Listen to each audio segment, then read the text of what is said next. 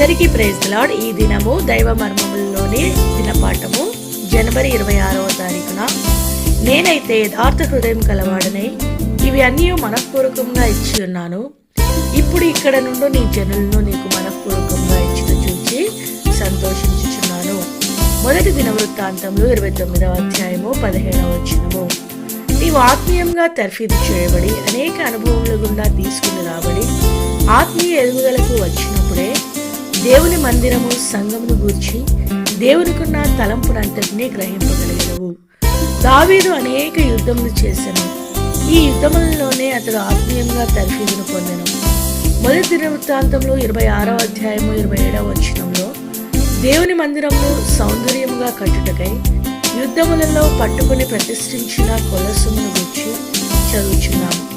నీవు దేవుని బిడవై ఉండి ఆయనకు విధేయత కలిగిన నడకను కలిగి ఉండొచ్చు. దావీదునకు ఇచ్చినట్లుగా సంపూర్ణమైన తేటైన నమూనాను నీకిచ్చు పర్యంతము ఆయన నిన్ను విడిచిపెట్టడు. దావీదు అట్లు అనేక అనుభవములలో దేవుని మందిరం నిమిత్తమై సామాగ్రిని పోగు చేయుచుండెను. ఆ మందిరం యొక్క ప్రతి కొలత, ప్రతి సామాగ్రి, కిటికీలు, తలుపులు, రంగులు సైతము దేవుని మహిమను కనుపరిచినవిగా నుండవలెను. ఎందువలనగా అవి తన సంఘమందున్న యేసుక్రీస్తు ప్రభువునకు సూచనగా ఉన్నవి.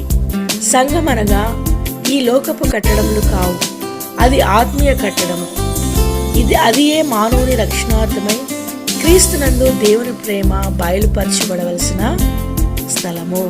దేవుడి కొన్ని మాటలను దీవించి ఆశీర్వదించునుగాక.